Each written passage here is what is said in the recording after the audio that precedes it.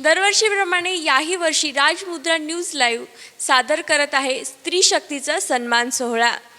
नवरात्रनिमित्त नवदुर्गांचा सन्मान सोहळा आपण आयोजित केला आहे। भारत देशाचा व जगाचा इतिहास अनेक नारी शक्तींनी गौरवान्वित केला आहे। प्रेरणा फक्त इतिहासातच शोधायला हव्यात असे नाही, तर आपल्या आजूबाजूला बघता असंख्य माता भगिनी प्रेरणांचा अखंड ऊर्जा स्रोत आहेत। आपल्या समाजात विविध क्षेत्रात उल्लेखनीय कार्य करणाऱ्या महिला नेमक्या कशा घडल्या हे तरुण पिढीला कळावे।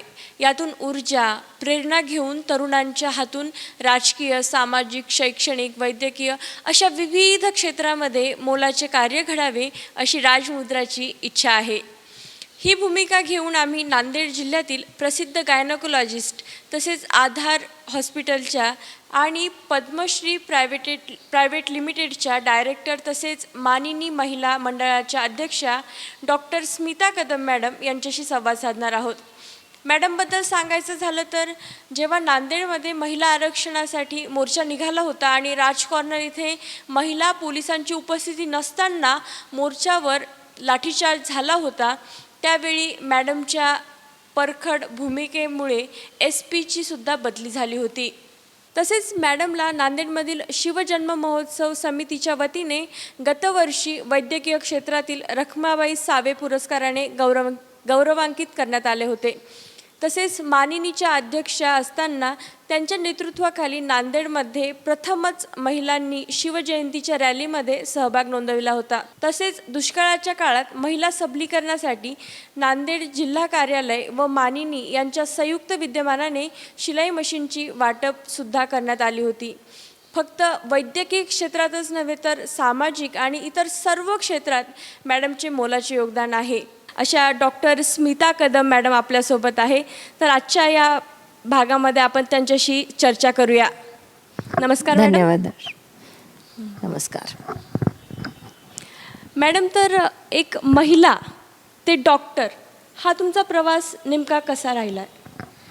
तसं पाहिलं तर माझा हा प्रवास खूप सुखकर राहिलेला आहे, कारण नांदेडमधल्या प्रसिद्ध डॉक्टर्स हंसराजजी वैद्य आणि डॉक्टर उषा वैद्य यांची मी मोठी मुलगी। माझे वडिलांचे वडील हे स्वातंत्र्य सैनिक होते, दादारावजी वैद्य। त्याचप्रमाणे आईचे वडील देखील नांदेडचे वेल नोन पद्मश्री शामरावजी कदम, यांच्या मार्गदर्शनाखालीच माझा जन्म या नांदेड या ठिकाणी झालेला आहे। माझं 4थीपर्यंतचं शिक्षण हे उदगीरला झालं माझ्या काका काकूकडं, आणि 5वी ते 10वी 12वीपर्यंतचं शिक्षण हे नांदेडला झालेलं आहे। हे शिक्षण घेत असताना मला वैद्यकीय व्यवसायामध्ये आईवडील दोघंही असल्यामुळं मला वैद्यकीय विषयाकडं ऑलरेडीच आवड होती, किंवा त्याचं जे बाळकडू होतं ते मला लहानपणापासूनच मिळालेलं आहे, आणि त्या सगळ्या गोष्टींचे म्हणजे होणारे त्रास सगळ्या गोष्टी ह्या मला डोळ्यांनी दिसत होत्या, आणि एक प्रकारचं सॅटिस्फॅक्शन आईवडिलांच्या चेहऱ्यावर नेहमी असायचं। एखादं मूल वाचवलं की वडील येऊन सांगायचे, किंवा एखाद्या अवघड डिलिव्हरी झाली की आई सांगायची की असं साथ झालं बरं का, आणि मला खूप आनंद झाला। मग त्यामुळं माझा हा ओढा पहिलेपासूनच डॉक्टर या व्यवसायाकडे होता।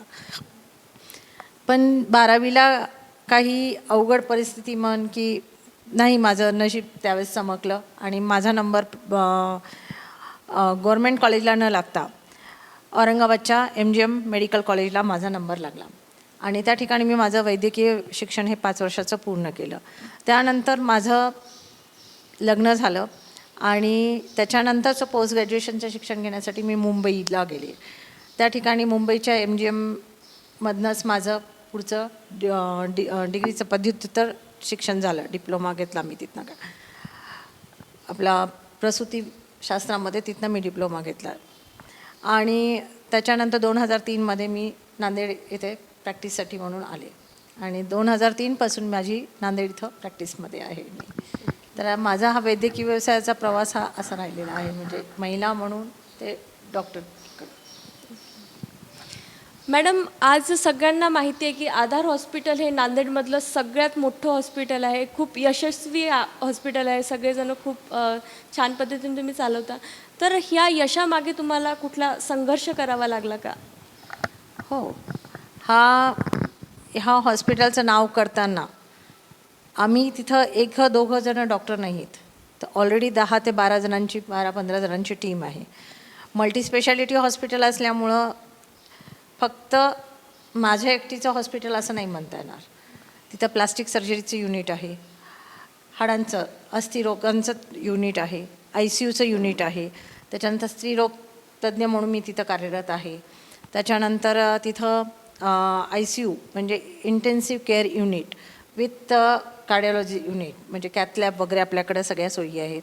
त्याच्यानंतर न्यूरोसर्जन म्हणून आपल्याकडं कार्यरत डॉक्टर्स आहेत, न्यूरोफिजिशियन म्हणून कार्यरत आहे, नेफ्रॉलॉजिस्ट आहेत, युरॉलॉजिस्ट आहेत, अशी एक ना दोन अशी खूप सारे डॉक्टर्स आहेत.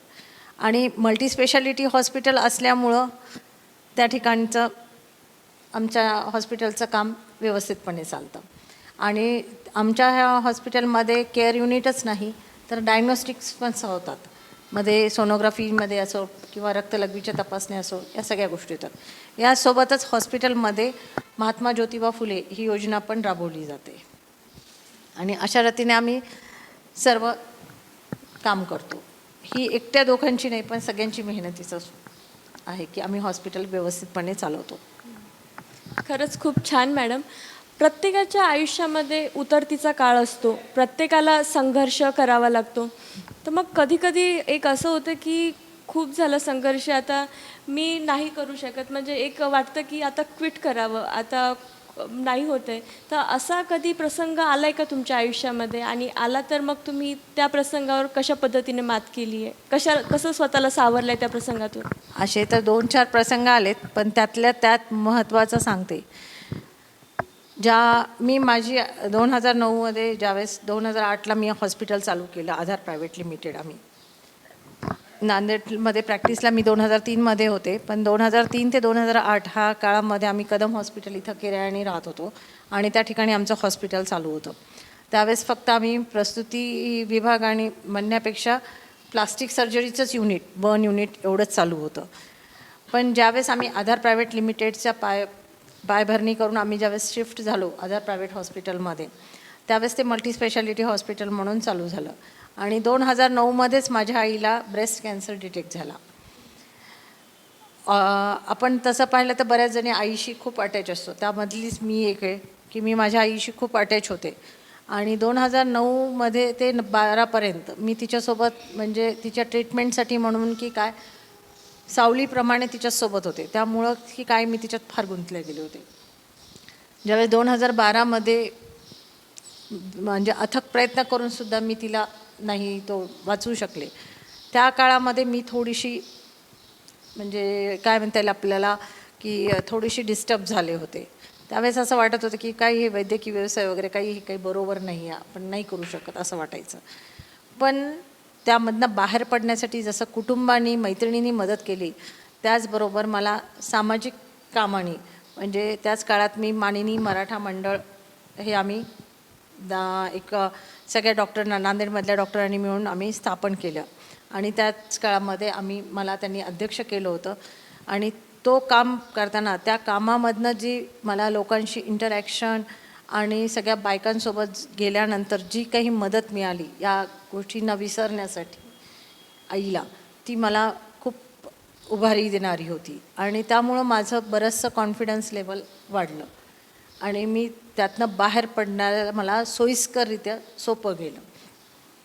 त्याचप्रमाणे हे करत असतानाच मला बऱ्याच गोष्टी अशा लक्षात आल्या की बऱ्याच महिलांना खूप साऱ्या गोष्टींच्या अडचणी येतात, त्यावर त्या मात करतात, कशा मात करतात ह्याचे पण मला बऱ्याच ठिकाणी प्रत्ययासार आलं. त्याचा मी प्रत्येक ठिकाणी पॉझिटिव्ह अर्थ घेऊन म्हण की पॉझिटिव्ह विचार म्हण की त्यामुळं मला प्रत्येक गोष्ट करताना एक नवीन उभारी मिळत गेली. मग याच्यातनंच आम्ही दुसऱ्या म्हणजे स्वतःचं मन मी गुंतवत गेले. मग मी इथूनच आपण नवीन बिझनेस करावा या उद्देशाने आम्ही 10-12 नांदेडच्या वेलनोन डॉक्टर्सनी मिळून एक ओएसिस म्हणून पार्लर आणि जिम्स काढलं आम्ही. ते एक 5-6 वर्ष चाललं. त्याच्यानंतर मी त्यातनं क्विट केलं. पण त्याच्यामधनं मला एक अंदाज आला की मॅनेजमेंट कसं करायचं कुठल्याही गोष्टीचं. त्याचा उपयोग मला आधारचं आता हॉस्पिटलचं मॅनेजमेंट करताना खूप फायदा होतो. म्हणजे पैशाचं मॅनेजमेंट असो किंवा वर्कर्सचं मॅनेजमेंट कसं असो, ह्या गोष्टी आपण कशा करायला पाहिजे हे एक नवीन म्हणजे गोष्ट शिकत गेली. आणि हे शिकत असताना मला एक जाणवलं की माणूस हा कधीच म्हणू शकत नाही की मी पूर्ण शिकलेला आहे. प्रत्येक टप्प्यांवर आपल्याला नवीन काहीतरी शिकायला भेटतं आणि त्या नवीन शिक्षणामधनं नवीन प्रकारची उभारी भेटते. त्यामुळं मला त्याच्यानंतर कधीच आयुष्यात असं वाटलं नाही की आता मी बस करायला पाहिजे आणि मी क्विट करायला पाहिजे.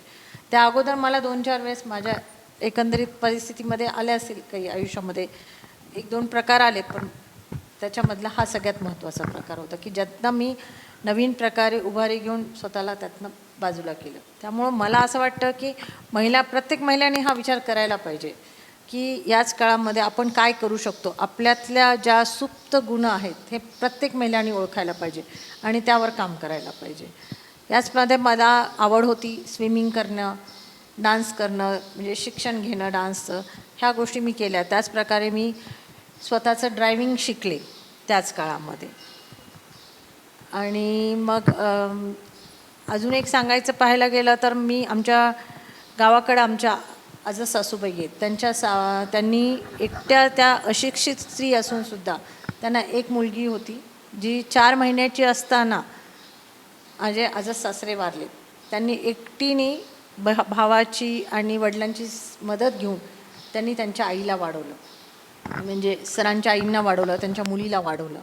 आणि हे वाढवल्यानंतर त्या ज्या परिस्थितीतनं त्यांनी वाढवलं हे पाहून मला आजही आश्चर्य वाटतं की खरंच आपल्याला त्या मानाने कमी अडचणी आहेत त्यांच्या ज्या अडचणी पाहताना. मग मी इथून एक शिकले की आपण स्वतःकडं किंवा आपल्या सोबतच्याकडं पाहण्यापेक्षा अशा व्यक्तींकडे पाहायला पाहिजे की ज्यांनी खरंच खूप अडचणीतनं बाहेर पडण्याचा प्रयत्न केला आणि खरंच ते आपल्याला खूप साथ देतं आणि आपल्याला एक प्रकारची उभारी पण देतं.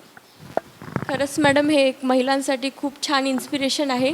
आणि तुम्ही खरंच खूप छान म्हणलं की माणूस हा मरेपर्यंत विद्यार्थी असतो आणि त्याला मरेपर्यंत शिकत राहायला पाहिजे, काहीतरी करत राहायला पाहिजे. मॅडम, तुमचं हॉस्पिटल आम्ही ऐकलं की याच्यासाठी प्रसिद्ध आहे की असे काही पेशंट्स असतात जे कुठल्याच क्रिटिकल सिच्युएशनमध्ये ज्याला कुठलंच हॉस्पिटल घ्यायला तयार नसतं, पण त्या पेशंटची तुम्ही ट्रीटमेंट करता आणि अगदी पेशंटची ट्रीटमेंट करता आणि त्यांना अगदी तंदुरुस्त करून घरी पाठवतात. तर याबद्दल तुम्ही काय बोलता? असा तुमचा कुठला एखादा अनुभव तुम्ही सांगू इच्छिता का? हो, नक्कीच. हे पहा धनश्री, कसं आहे माहिती आहे का, तसं पाहिलं तर प्रत्येक क्षेत्रामध्ये टीका करणारे लोक असतात, काही त्रास देणारे असतात. तसंच आमच्या प्रोफेशनमध्ये आम्ही सगळंच करतो. डॉक्टर ज्यावेळेस होतो, एक कुठलाही माणूस असो किंवा स्त्री असो, ज्यावेळेस डॉक्टर होती तर ती त्या सगळ्या ह्याच्यातनं गेलेली असती. आजकाल शिक्षण काही म्हणजे सरळ सोपं असं राहिलेलं नाही आहे. बरं, हे सगळं करत असतानासुद्धा बऱ्याच वेळेस आम्हाला टीकेला सामोरं जावं लागतं किंवा पेशंटच्या रोषाला सामोरं जावं लागतं. कारण त्यांच्या ठिकाणी बरोबर जरी असले तरी आम्ही आमच्या ठिकाणी चुकीचे नसतो. कारण पेशंटला असं वाटतं की काही झालं म्हणजे डॉक्टरच जबाबदार आहे, पण प्रत्येक ठिकाणी असं नसतं. कारण कसं असतं, आपल्याला ज्यावेळेस आपण शिक्षण घेतो त्यावेळेस जे काही आपण खर्च वगैरे करतो किंवा हॉस्पिटल आपण एस्टॅब्लिश करतो त्या ठिकाणी आपण पैसे लावून सगळ्या सुखसोयी पेशंटला देण्याचा प्रयत्न करतो. हे ज्यावेळेस करतो त्यावेळेस आपण एक ऑप्टिमम खर्च पेशंटकडनं घ्यायला बांधील असतो. तर हे सगळं करताना आपण ज्यावेळेस पेशंटला आपण म्हणतो की बाबा ह्या गोष्टी आहेत, तर त्या पेशंटचा रोष वाढतो. आणि आजकाल बरेचसे प्रकरणं असे येतात की डॉक्टरांना शिवीगाळ किंवा मारहाण. ह्या सगळ्या गोष्टीमुळं आजकाल डॉक्टरांची अशी हे झाली आहे की धारणा की बाबा असा काही पेशंट असेल तर नको, म्हणून पेशंट रिफ्यूज करतात. डॉक्टर्स पण बऱ्याच वेळेस फार क्रिटिकल असेल तर नको. पण आमचं हे मल्टीस्पेशालिटी हॉस्पिटल आहे आणि दुसरं म्हणजे बऱ्याच अंशी लोक संपर्कात आहेत, ओळखीचे असतात. त्याच्यात कुणी ना कुणीतरी फोन करतं आणि मग अशा वेळेस आम्ही पेशंट घेतल्या जातो आमच्याकडनं. आणि पेशंट ट्रीटमेंट तर सगळे डॉक्टर्स चांगलं करतात. कोणाला असं वाटत नाही की आपल्या पेशंटला आपण ट्रीटमेंट चांगली नाही करावी, असा कुठलाच डॉक्टर किंवा निग्लिजन्स हा फार कमी जणांच्या होतेही असेल, मी नाही म्हणत नाही, पण मला नाही वाटत की कुठला डॉक्टर मुद्दामून निग्लेक्ट करून पेशंटला काही होईल असं करतो. तर ह्या सगळ्या गोष्टींमुळं आमच्या हॉस्पिटलमध्ये बऱ्यापैकी येतात. आता 2 महिन्यापूर्वीचीच गोष्ट आहे. देगलूला का कुठल्या तरी गावाचं मला नाव नाही लक्षात आहे आता, एका तालुका प्लेसहून एक पेशंट आला होता, ज्याला की MTPसाठी त्यांनी इंजेक्शन दिलं आणि तिला रिॲक्शन आली आणि ती रात्रभर हॉस्पिटलमध्ये 5-6 हॉस्पिटलमध्ये जाऊन आली. तिला कोणीच घेतलं नाही. मग ती आमच्या हॉस्पिटलला आली. आल्यानंतर तिचं BP 70-80 होतं. आम्ही तिला त्या याच्यामधनं बाहेर काढलं, तिची ट्रीटमेंट केली आणि पेशंट 2 दिवसानंतर घरी गेला. घरी जाताना तो खुश होऊन गेला आणि त्याची जी आनंदाची पावती मिळते, जे समाधान मिळतं ते कशातच मिळत नाही. वैद्यकीय क्षेत्र हे एक असं क्षेत्र आहे की ज्याच्यामध्ये समाधान मिळतं माणसाला. हां, तर तुम्ही वैद्यकीय क्षेत्र याच कारणामुळे निवडले का? बरोबर आहे. वैद्यकीय क्षेत्र मी जसं पहिले म्हणाले तुला, की मी माझ्या आईवडिलांना नेहमी पाहत आले. माझे वडील आजसुद्धा पेशंट जर म्हणला की पैसे नाही, तर माझे वडील आज पण पेशंटला ठीक आहे म्हणून सोडून देतात. किंवा माझ्या वडिलांच्या हॉस्पिटलमध्ये एखाद्या पेशंटला म्हणजे वाचवण्यात यश नाही आलं, तर आजही माझे वडील त्या पेशंटचे पैसे घेत नाही. तर हा जो म्हणजे हे जे बाळकडू मला लहानपणी मिळालं, तर त्याच ह्याच्यामधनं म्हणजे वैद्यकीय व्यवसाय हा कसा आहे माहिती आहे का, याच्यामध्ये एक तर सेवाभाव हा तर आहे, सामाजिक आपण त्याच्यामध्ये आपण करतोच आहे, पण त्याचबरोबर चारित्र्यार्थ आपण त्याच्यातनं चालवतो. म्हणजे एक इन्कम सोर्स म्हणजे जे की आपल्याला चालवण्यासाठी किंवा आपल्याला राहण्यासाठी लागतात पैसे, तो पण मिळतो. मेन विचार तर तोच होता. म्हणजे एक तर वैद्यकीय सेवाभाव आणि दोन्ही गोष्टी साध्य होतात या वैद्यकीय व्यवसायामुळं. म्हणून मला हा वैद्यकीय व्यवसाय आवडतो. अच्छा. डॉक्टर्सला देवाचं दुसरं रूप म्हणलं जातं, पण बऱ्याच वेळेस काय होतं मॅडम, बऱ्याच जे लोक सक्सेसफुल असतात त्यांच्यावर टीका होतातच, डॉक्टर्सवरही भरपूर टीका होतात. तर मग तुमचं याबद्दल काय मत आहे? हे तू म्हणती ते खरं आहे की डॉक्टर्सवर पण टीका होतात. सक्सेसफुल डॉक्टरवर टीका होतात त्याचं कारण असं आहे की सक्सेसफुल झालेला माणूस हा अत्यंत म्हणजे चढ उतारातनं आलेला असतो. त्याच्याकडे येणारे पेशंट पण तितकेच क्रिटिकल असतात. म्हणजे जर समजा पहिलेपासून आपण कुठल्याही गोष्टीची जसं आपण उदाहरण सांगायला जर गेलं तर एखाद्या आपण जर आरोग्याची काळजी पहिलेपासून घेत असतील तर आपल्याला क्रिटिकल असे आजार कमी प्रमाणात होतात किंवा आपण त्याच्यावर मात करू शकतो. पण जर 11th आवरला ज्यावेळेस डॉक्टरच्याही हातात नाही, डॉक्टरला देवाचं रूप म्हणतात मान्य आहे, पण देव तर नाही, नक्कीच नाही आहे डॉक्टर.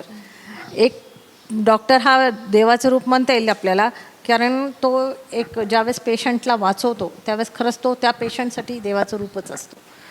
पण कधीकधी देवाचं रूप देव पण म्हणजे असं म्हणता येईल की आपल्या देवाचं रूप पण आम्हाला कमी पडतं की आम्ही काही ठिकाणी नाही वाचू शकत पेशंटला. आता जर तसं असतं तर मग आम्ही आमचे नातेवाईक किंवा माझ्या आईला मी वाचवलं असतं, मी जर देव असते तर. असं नाही म्हणता येणार मला की आम्ही देव आहेत म्हणून. हां, मी एवढं म्हणतं नक्की म्हणेल की कुठलाही डॉक्टर त्याच्या शिक्षणाचा पूर्ण किंवा त्याच्या मेहनत त्याची पूर्ण हे करतो की पेशंट एखादा वाचवण्यासाठी. कधी त्या ह्याच्यामध्ये तो एकच फॅक्टर नाही म्हणता येणार की तो कमी पडतो असं. कधी औषधं लागू होत नाहीत, कधी पेशंट अत्यंत जास्त क्रिटिकल असतो, कधी ज्या एखाद्या पेशंटला जर एखाद्या गोळी औषधांनी रिलीफ मिळत असेल तर जरुरी नाही की तो दुसऱ्या पेशंटलाही मिळाला पाहिजे. तर हे खूप सारे कारणं आहेत त्याच्यामध्ये. काही वेळेस पेशंटच असे खूप ठिकाणी फिरून येतात की एकदम शेवटी येतात एखाद्या डॉक्टरकडं आणि त्याला नीट कर म्हणतात.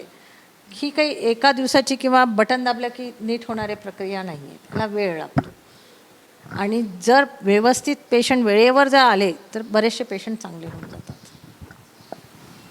मॅडम, आपल्या हॉस्पिटलची खूप ख्याती आहे, म्हणजे नांदेडमध्ये खूप प्रसिद्ध आहे. सगळ्यांना असा एक विश्वास आहे की आमची ट्रीटमेंट इथे खूप छान पद्धतीने होईल. तर मॅडम, जे काही चढ उतार असतात, सक्सेसफुल एका दिवसात मिळत नाही सक्सेस, त्याच्यासाठी खूप संघर्ष करावा लागतो. तर तुम्हाला काय काय संघर्ष करावा लागला, तुम्ही काय सांगू इच्छिता? जसं तू म्हटली तसं ज्यावेळेस आम्ही म्हणजे पहिलं छोटं हॉस्पिटल होतं, ज्यावेळेस आम्ही इथं आलो होतो 2003मध्ये आमचं 15 ते 17 बेडचं हॉस्पिटल होतं. त्या ठिकाणी असं जळालेले पेशंट वगैरे यायचे. त्यांचे पण काउन्सिलिंग वगैरे आम्ही करायचो. त्यातल्या बऱ्याच पेशंटला रिलीव्ड मिळायचे, बरेच चांगले होऊन जायचे आणि ते लोकच दुसरे पेशंट घेऊन यायचे. त्याच पद्धतीने आमचं कसं आहे माहिती आहे का, ग्रामीण भागामधले सर ग्रामीण भागातनं आलेले होते, त्यामुळं आमची ग्रामीण भागाशी नाळ जुडलेली आहे. त्यामुळं मॅक्झिमम लोक माझ्या वडील असो की मिस्टर असो यांच्या मॅक्झिमम ओळखीचे आजूबाजूचे त्यांना ज्यांना हा जो विश्वास आम्ही संपादन केलेला आहे अगोदरपासून, याच्यामध्ये आमच्या हॉस्पिटलमध्ये पण आले असतील काही, जसे तुम्ही टीकाकार म्हणता तसे काही टीका झालेले असतील, पण त्यातनं आम्ही सुखरूप बाहेर पडलो. आणि त्यातल्या त्यात सगळ्यात जास्त पेशंटचा विश्वास, हा जो विश्वास आम्हाला पेशंटनी किंवा रुग्णांनी दिलेला आहे तो आम्ही खरंच आजही मी त्याला म्हणते की आमचं हॉस्पिटल त्याच्यासाठी फार भाग्यवान आहे. खरंच खूप छान मॅडम. आमच्या चॅनलच्या माध्यमातून तुम्ही महिलांना काही आव्हान करू इच्छिता का, किंवा काही गायडन्स काही सांगू इच्छिता का की त्यांनी असं करायला पाहिजे म्हणून? मी पहिल्यांदाच तुमच्या चॅनलवर आले, पण मी तुमच्या चॅनलच्या बऱ्याचशा गोष्टी पाहिल्या की तुमच्या चॅनल थ्रू तुम्ही बऱ्याच जणा महिलांना मोटिवेट करता आणि हे करतात, तर ते याविषयी खूप छान वाटतं. महिलांना मी एवढं सांगू शकते की आरोग्याची काळजी तर महिलांनी घ्यायलाच पाहिजे. त्याचबरोबर स्वतःच्या पायावर उभं राहणं, स्वतःचं एज्युकेशन पूर्ण करणं आणि येणाऱ्या आता नवीन पिढीला असं म्हणतात की महिलांना बचतीची खूप सवय असते. खरं आहे, महिला खूप बचत करतात, पण नुसतं बचत करून त्याला आपण म्हणणार नाही. की माझ्या म्हणण्यानुसार असं वाटतं मला की महिलांनी फायनान्शियल एज्युकेशन पण घ्यायला पाहिजे. फायनान्शियल एज्युकेशन घेणं म्हणजे जो पैसा त्यांनी बचत करून ठेवला त्याला नुसतं बचत न करता त्याला कुठंतरी इन्व्हेस्ट करून त्याला उभारी आणणं, मल्टिप्लाय करणं, हे शिक्षण प्रत्येक महिलेने घ्यावं असं माझी मनापासूनची इच्छा आहे. मॅडम, आपण एक गृहप्रमुख आहात, त्याचबरोबर हॉस्पिटलसुद्धा चालवता. या सगळ्या गोष्टी करताना महिलांनी स्वतःकडे पण लक्ष द्यायला हवं, असं तुमच्याकडे तुम्ही देता असं आम्हाला जाणवतं. तर तुम्ही आमच्या चॅनलच्या माध्यमातून महिला भगिनींना काय सांगू इच्छिता की त्यांनी त्यांचं आरोग्य कशा पद्धतीनं सांभाळायला पाहिजे? बरोबर आहे, कारण स्त्रियांनी जर स्वतःचं आरोग्य राखलं तरच ती कुटुंबाचं आरोग्य राखू शकते. त्यामुळं स्त्रियांनी स्वतःकडच्या कुठल्याही कुरबुरीकडे दुर्लक्ष न करता त्या आरोग्याकडे लक्ष नक्की द्यायला पाहिजे. त्याच्यासाठी रेग्युलर व्यायाम करायला पाहिजे. त्याचबरोबर आपल्या जेवणावर आणि खाण्यापिण्यावर सुद्धा कंट्रोल करायला पाहिजे. काही आपल्याला छंद जे असतात ते त्यांनी जोपासायला पाहिजेत. काही गोष्टींमध्ये रेग्युलर चेकअप दर 35 ते 40च्या नंतर वर्षातनं एकदा जाऊन आपलं फुल बॉडी चेकअप करून घेतलं पाहिजे महिलांनी. कारण 40च्या नंतर शुगर, BP, त्याच्यानंतर काही पेरिमेनोपॉझल म्हणतात ज्याच्यानुसार रजो निवृत्ती असं म्हणतो, त्याच्या अगोदरचे काही आजार असतात की जे महिलांना होत असतात. आणि घरच्यांनासुद्धा त्याविषयी अवेअर करणं महिलांनी गरजेचं आहे. त्यामुळं ह्या सगळ्या गोष्टींकडं महिलांनी लक्ष दिलं पाहिजे. स्वतःचं पर्सनल हायजीन पण त्याचबरोबर स्त्रियांनी म्हणजे लक्ष देऊन त्याच्यावर करायला पाहिजे. जर एखादा आजार वाटत असेल त्यांना की मला हा त्रास होतो आहे, तर याच्याविषयी तिने बोललं पाहिजे. घरामध्ये तिच्या मिस्टरांना बोललं पाहिजे, मुलांना बोललं पाहिजे, कुणाला तरी एखाद्या व्यक्तीला सांगून त्याविषयी जाऊन डॉक्टरांना भेटून त्याच्याविषयी. मी असं म्हणत नाही की शारीरिकच आजार, पण कधीकधी मानसिक गरजेसाठी सुद्धा डॉक्टरांची बऱ्याच महिलांना गरज पडते.